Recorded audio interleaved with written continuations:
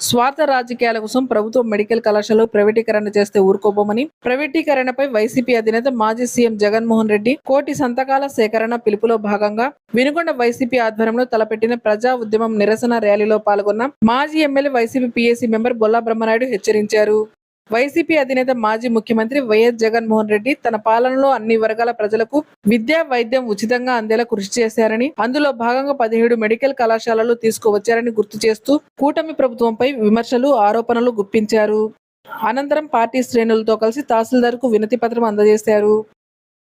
దేశంలో ఏ రాష్ట్రంలో కూడా జరగనటువంటి కార్యక్రమాలు అవన్నీ చేయటమే కాకుండా 17 మెడికల్ కాలేజీలు ఒకే సమయంలో ఒకేసారి కన్స్ట్రక్షన్ బిగిన్ చేసి 10 మెడికల్ కాలేజీలు రన్నింగ్ లోకి తీసుకొచ్చి పూర్తి స్థాయిలో ఏర్పాటు చేశారు.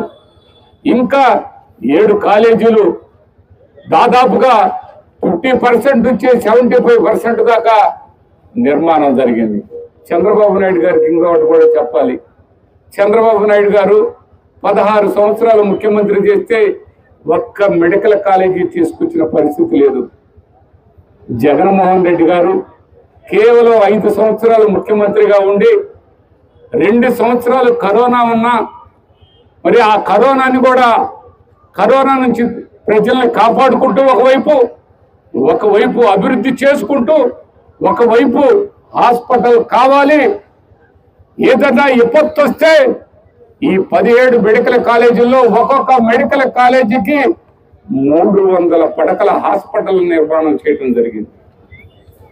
ఇలాంటి మహత్తరమైనటువంటి కార్యక్రమాలు చేస్తే జగన్మోహన్ రెడ్డి గారు ఇది స్వార్థంతో కొందరు స్వార్థ పరులకి ఈ మెడికల్ కాలేజీలు ఈ హాస్పిటల్ని అప్పచెప్పే దానికోసం కూటమి ప్రభుత్వం పూర్తిగా ప్రయత్నం చేస్తూ మళ్ళా ప్రజలకు ఏం చెప్తారంటే ఇక్కడ కాలేజీలే లేవు, కట్టనే లేదు అని చెప్తున్నారు ఈ పెద్ద మనుషులు.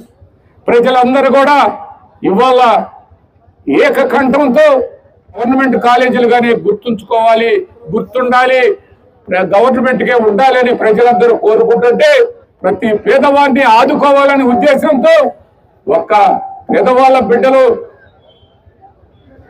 డాక్టర్లుగా చదువుకోవటమే కాదు ఆ హాస్పిటల్లో వైద్యం కూడా చేపించుకునే దానికి అనుగుణంగా ఏర్పాటు చేస్తే ఈరోజు ఒక ఆయన చెప్తాడు.